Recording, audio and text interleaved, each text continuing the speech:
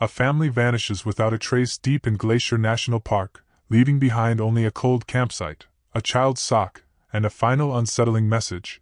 And when former Ranger Ellie Whitaker, haunted by guilt and a fractured past, refuses to accept the official story and ventures alone into the unforgiving wilderness, she uncovers signs of something ancient, hidden, and watching. And as the forest twists around her and reality unravels with every step, she must confront the terrifying truth that the Monroes didn't get lost, they were taken, and if she doesn't solve the mystery buried in the trees, she'll be next. The wind stirred the pine needles as the Monroe family stepped onto the Hidden Bear Pass trail. The forest was thick, cool, and quiet, too quiet for late summer. Rachel Monroe led the way, camera slung over her shoulder, eyes scanning the trees. Her husband, Daniel, followed, checking their map now and then. The twins, Ivy and Wren, darted between trunks, their laughter echoing briefly before fading. No one noticed how quickly the trail vanished behind them. They were supposed to be back in 3 days. On the 4th, no calls. No check-ins. Ellie Whitaker drove to the ranger station with a bad feeling she couldn't shake. She hadn't spoken to Rachel in over a year, not since their falling out. Rachel had called her paranoid. Ellie had called Rachel reckless. But this silence wasn't a grudge. It was something worse. The Rangers found the Monroes' car still parked at the trailhead. The search started fast, dogs, drones, volunteers. Ellie, though no longer with the service, joined. No one knew the terrain like she did.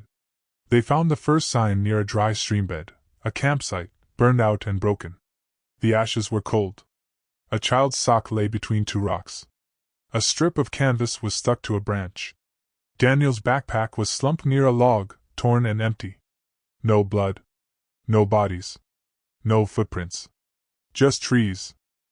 "It's like they vanished," Ranger Kittredge said on day 5, adjusting his radio.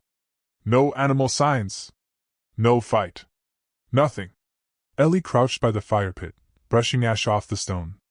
Rachel would have marked a trail. She always had a backup plan. On day 6, the official search was called off.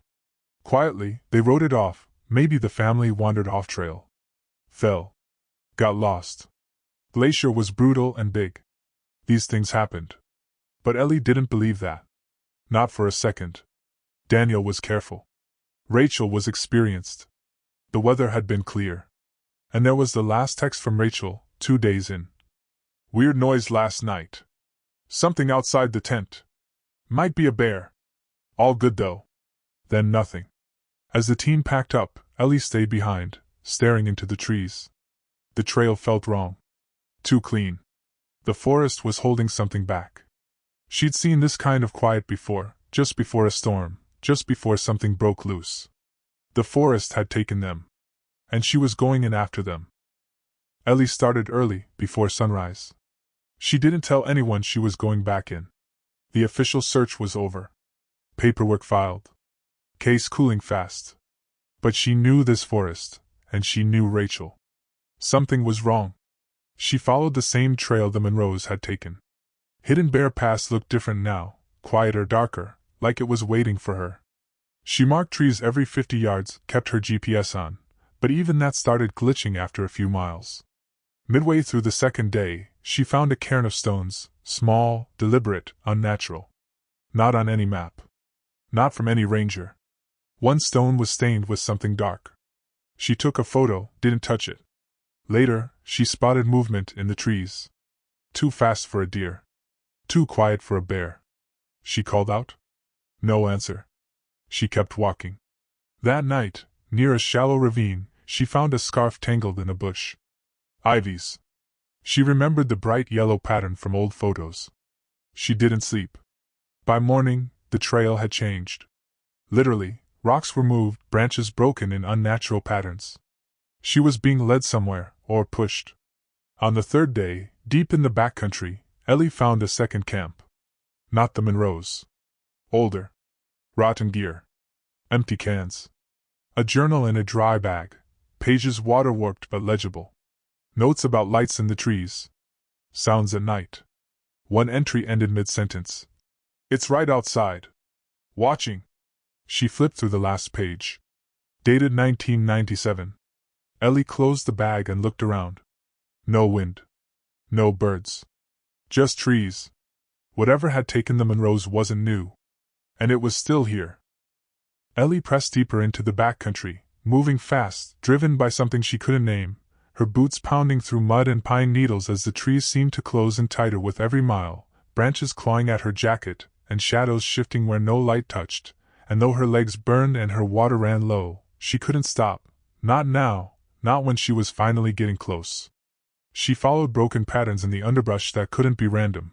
Drag marks, maybe, or signs of someone trying to leave a trail, and even though no official report would say it, she knew someone, or something, had changed the land on purpose, like it was covering tracks, moving paths, making sure no one found the same route twice. Near dusk, she heard a sound, not an animal, not a bird, not wind, but a low, rhythmic hum, almost mechanical, almost like breathing, and she followed it without thinking, moving through the trees like they were parting for her, until she reached a clearing that wasn't on any map, a place ringed with stone and silence, and in the center stood a structure, wood, bone, cloth, things not meant to be together, but built by human hands or something close. Inside, scattered across the floor, were scraps, Rachel's lens cap, Daniel's broken watch, Ivy's rain jacket torn at the sleeve, and Wren's little carved wooden wolf, the one he never let go of, lying on its side in the dirt. Ellie didn't cry, didn't scream, just stood there, frozen, as the sun dropped behind the ridgeline and the shadows grew long and the forest seemed to lean in, watching, listening, waiting. Whatever had taken the Monroes had left a message, and it wanted her to find it. Ellie didn't sleep, couldn't risk closing her eyes, not with the forest alive around her, and the air so thick it felt like breathing through wet cloth, so she waited until first light, then moved fast, marking every turn with red tape and dragging her boot to leave visible lines, not just for herself but for whoever might come next, because she knew this place wasn't right, wasn't natural. And whatever had built that thing in the clearing had been watching her since she arrived. She reached the edge of a cliff by midday and saw movement down in the valley, brief flashes of color, fabric, maybe limbs, and she shouted until her throat hurt, but there was no reply, so she climbed down, slipping twice, tearing her hands and knees, until she reached the trees and found another campsite, fresher, not more than a day old, with footprints, small ones, Wren's size, and next to the fire pit, in the dirt, a word scratched deep, run. She didn't wait to understand it, didn't stop to question, just turned and ran, full speed, heart hammering, lungs burning, the forest howling behind her like it was alive and angry that she'd seen too much and wasn't supposed to leave. Ellie burst out of the trees just as the sun dipped behind the ridgeline, blood on her hands, her boots slick with mud and torn from the rocks. But she didn't slow down, didn't look back, not even when something crashed through the underbrush behind her, because she knew it wasn't human and it wasn't animal either, and she didn't care what it was, only that she had to get out and get someone to listen. But when she finally stumbled back to the trailhead and saw the empty ranger station and the Monroe's sun-bleached SUV still parked in the lot, she realized no one had come back, no one had checked again, like the world had quietly forgotten them all. She drove straight to town, wild-eyed and ranting, showing them the scratches, the burned tape, the photos she snapped of the footprints and the symbol carved into a tree. But no one believed her, not really, and a week later when she returned with 2 new rangers, the trail was clean, her markers gone, the camp erased like it had never been there, and all she could do was stand in the silence and whisper to the wind. "They're still out here."